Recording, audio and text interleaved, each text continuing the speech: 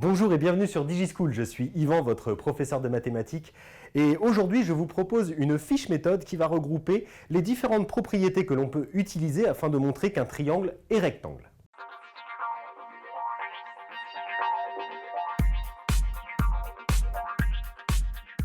Nous allons donc passer rapidement sur les différentes propriétés à utiliser en classe de 3e pour démontrer qu'un triangle est rectangle et nous allons commencer par la première, c'est-à-dire la somme des angles d'un triangle. Normalement, vous savez depuis la classe de 5e que la somme des trois angles dans un triangle vaut toujours 180 degrés, quel que soit le triangle.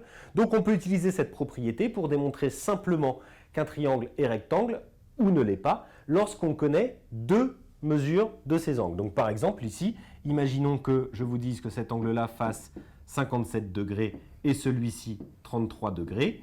Je me rends compte que celui-ci plus celui-ci, ça va me faire 90 degrés.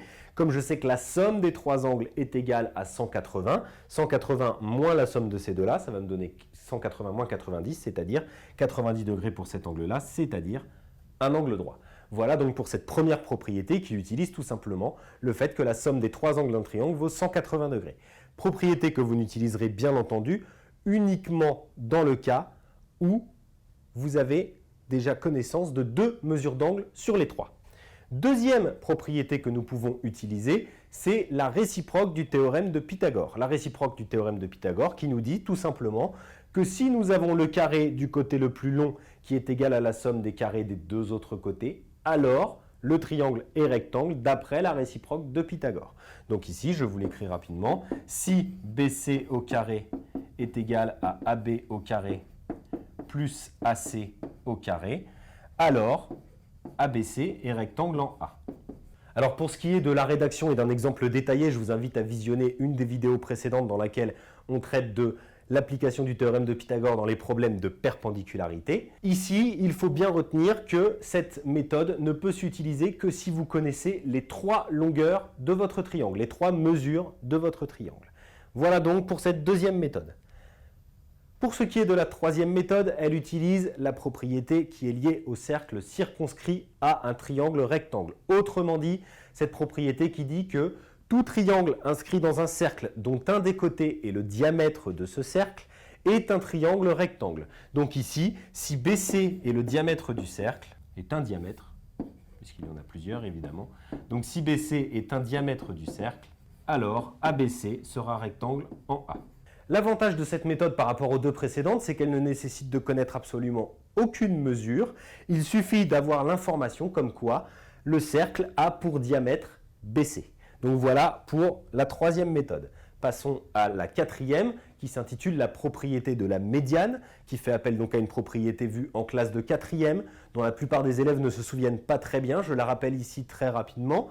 Ici, si IA est la médiane de BC, autrement dit si I est le milieu de BC et que le segment IA relie le milieu de BC au point opposé, au sommet opposé dans le triangle, la propriété de la médiane nous dit que si cette médiane a la même longueur que IC et IB, alors le triangle est rectangle en A. Autrement dit, c'est si la médiane issue de l'hypoténuse a pour longueur la moitié de l'hypoténuse, avec des guillemets à hypoténuse puisqu'on ne peut en parler que dans le cas d'un triangle rectangle, alors le triangle sera effectivement rectangle. Donc ici, si IA en longueur est égal à IC est égal à IB, alors ABC est rectangle en A.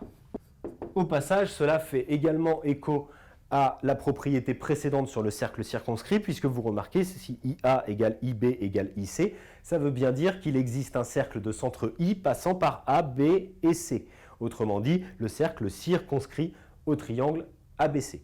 Donc ici, pour appliquer cette propriété, il nous faut connaître au minimum plusieurs informations, au minimum donc la longueur de la médiane, la longueur de l'hypoténuse ou au moins de la moitié, et le fait que I est bien le milieu de cette hypoténuse, donc IA est bien médiane de ce triangle rectangle.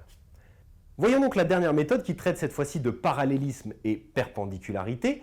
Imaginons que nous ayons un triangle BIJ qui soit rectangle en I et que l'on vous demande de prouver que le triangle BAC est lui-même rectangle en A. Ici, nous allons pouvoir éventuellement appliquer la réciproque du théorème de Thalès dans le cas où nous connaissons bien évidemment assez de longueur pour pouvoir l'appliquer. Le théorème de Thalès, je vous rappelle, qui s'appelle aussi le théorème des trois rapports égaux, nous dit que si la droite AC est parallèle à la droite IJ, alors BA sur BI égale BC sur BJ égale AC sur IJ. La réciproque nous dit exactement l'inverse, c'est-à-dire je renverse mes deux propositions. Si j'ai l'égalité de deux des trois rapports, eh bien je pourrais dire que les droites sont perpendiculaires, parallèles. Donc évidemment, si les droites IJ et AC sont parallèles, elles sont évidemment perpendiculaires à une même droite, donc ça voudra dire que la droite AC sera également perpendiculaire à la droite BI. Donc ici, si je rédige rapidement, donc si j'ai l'égalité de deux des trois rapports, donc par exemple les rapports BA sur BI et BC sur BJ, alors, donc il faudra préciser d'après la réciproque du théorème de Thalès, alors ça voudra dire que IJ est parallèle à AC, donc comme IJ est déjà perpendiculaire à BI, ça voudra dire que AC est également perpendiculaire à BI. Et si AC est perpendiculaire à BI, ça voudra dire qu'on a bien notre triangle ABC qui est rectangle en A. Bien évidemment, dans toutes ces méthodes, je ne me suis pas attardé sur la rédaction, sur les calculs. Je vous invite à visionner toutes les vidéos que nous avons pu proposer précédemment, dans lesquelles on s'attarde sur des exemples beaucoup plus concrets. L'objet de cette vidéo était bien entendu de faire un état des lieux de toutes les méthodes que vous possédez en classe de 3e pour démontrer qu'un triangle est rectangle. Cette vidéo est maintenant terminée, je vous invite bien évidemment à travailler en profondeur ces 5 méthodes et notamment à visionner les vidéos qui traitent de chaque méthode en particulier et qui approfondissent la rédaction et les calculs. Quant à moi, je vous dis à bientôt sur DigiSchool.